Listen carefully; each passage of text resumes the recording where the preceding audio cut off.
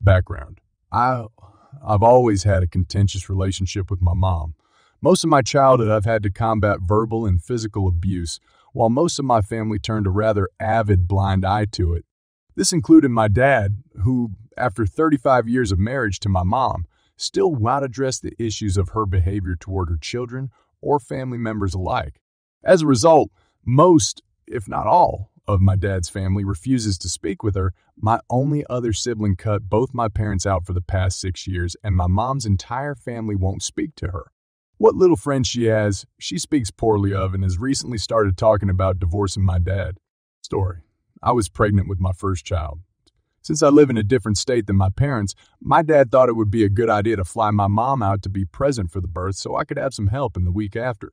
My husband wasn't thrilled at the idea, but thought it would help ease the transition into parenthood with changing diapers, sleep, etc.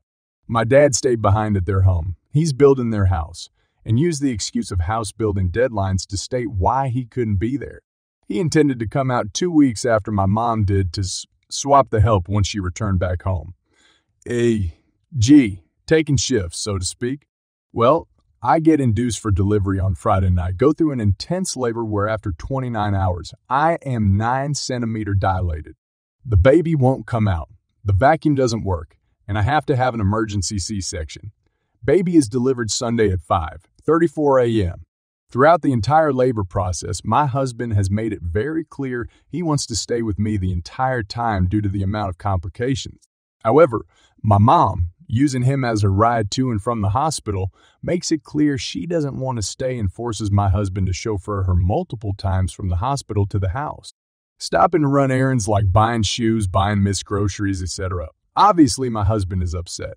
By the time we return back home with our baby, it's clear my mom has been invasive with our home. She's gone into our personal bedroom, pulled wires, cables, anything she can get her hands on. Her complaints increase about the lights in our home being too bright, the brand new rug we bought being too dusty, how she has an infinite amount of experience with newborns and we should be listening to her advice instead of the midwives. After pulling cables from the outlets on furniture, my husband snaps at her.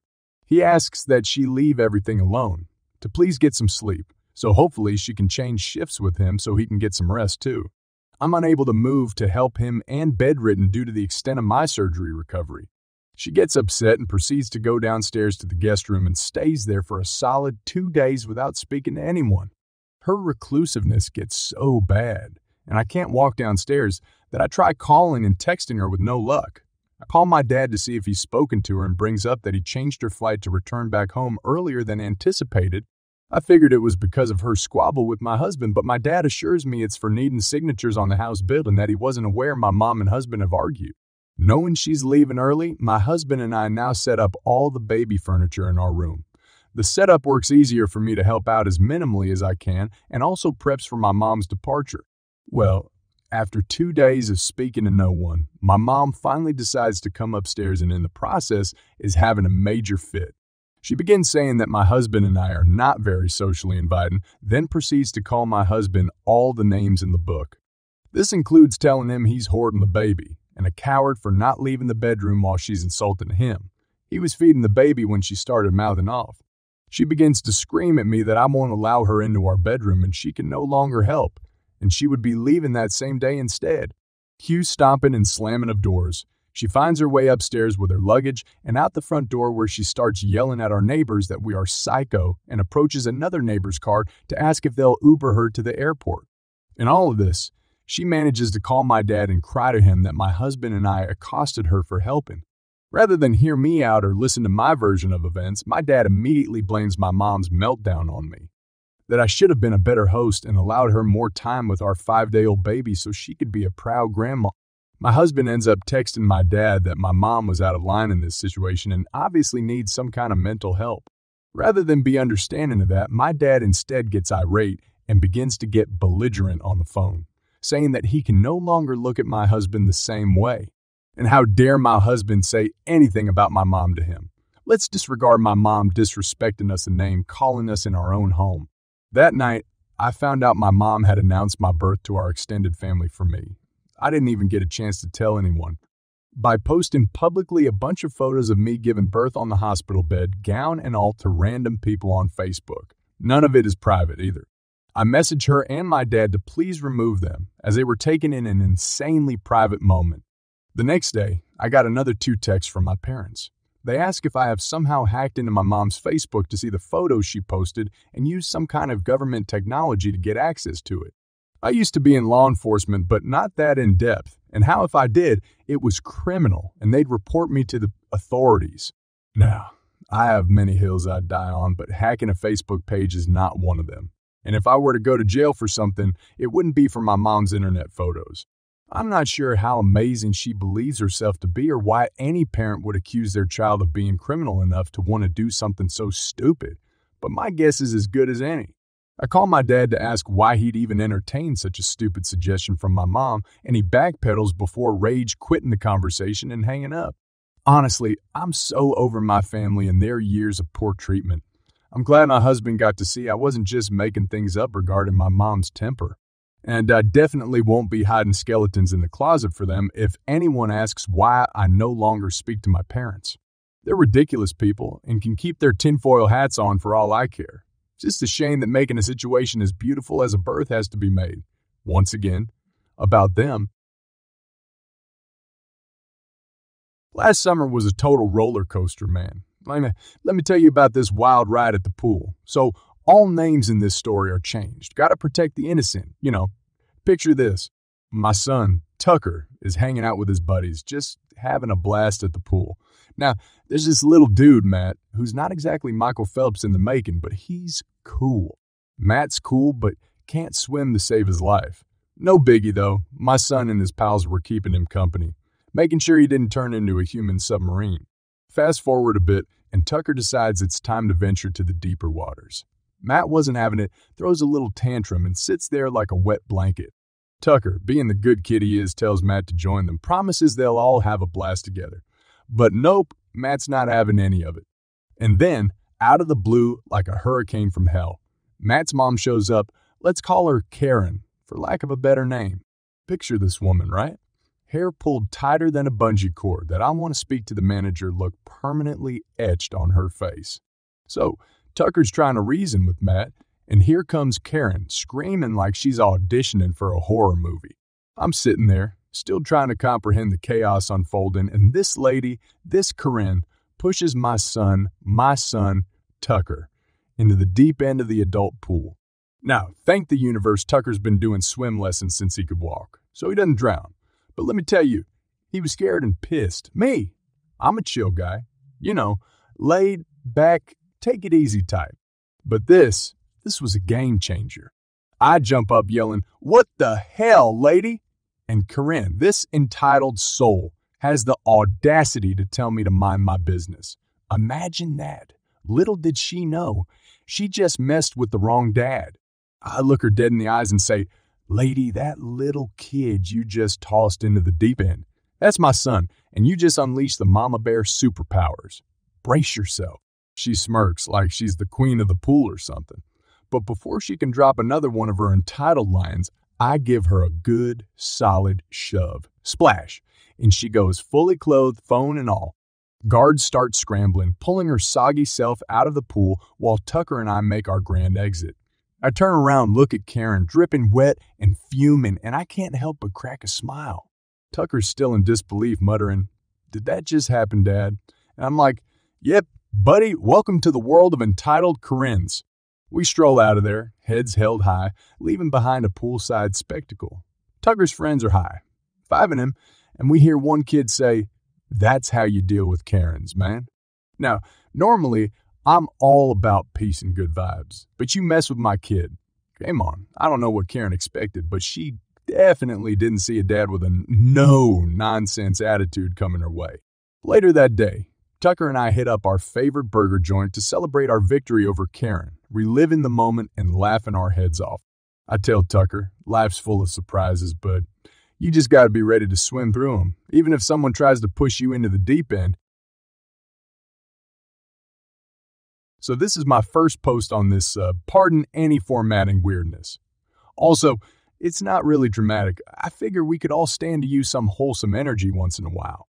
I work DoorDash in a developing area of my city, and last night, every single order I got was a shop and deliver. For those unfamiliar, that's a type of order that's basically Instacart. We go into a grocery convenience store and actually shop for items to deliver to the customer. I usually jump at these as they tend to pay incredibly well for the time required. Well, last night, I got 2 orders at the same time for a chain drugstore. Think green wall, and pulled up. First things first, my appearance. Anyone looking at me would be greeted by an overweight man wearing black gym pants and an unbranded black polo. This is important for later. So I walk in, and my luck, this location doesn't have any carts, meaning I get to find a way to balance everything between my arms. My luck again, the store recently installed those god-awful screens by the drink fridges, literally massive screens that obscure the drinks themselves and show you pictures of where the items should be. They're almost never correct and are a massive pain, especially when they just play an ad for 10 seconds. Well, goody for everyone. The screens are dead. Blank, not working. That means no one can see what's inside the fridge unless they open the door. Great design, 10, and so many notes. Well, as I'm looking for one of the drinks on an order, they were out. 2 young men, maybe late teens to early 20s, round the corner and immediately see the problem with the drink. The following exchange takes place. Me, young man 1. Young man 2. Young man 1? Man, are they dead?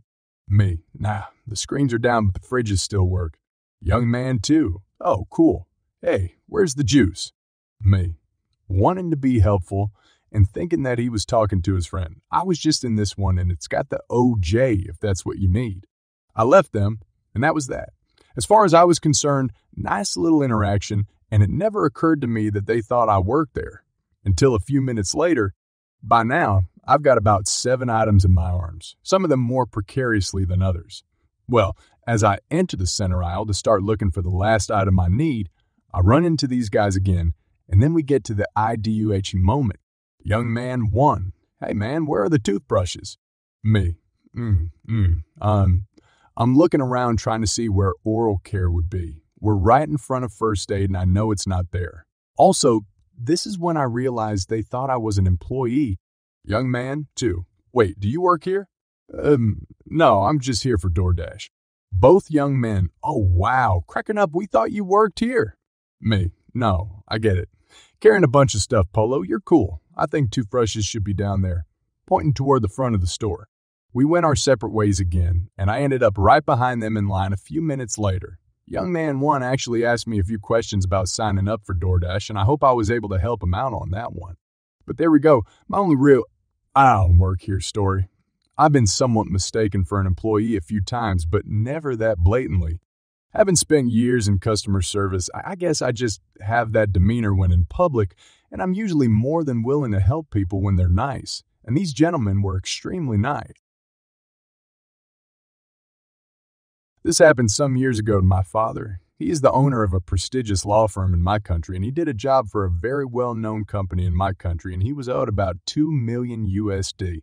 Seems like much, but it was worth it as he defended the company many times. They would have gone bankrupt if it wasn't for him. After he finishes his work, the company doesn't want to pay him at the moment, but politely tells him to wait.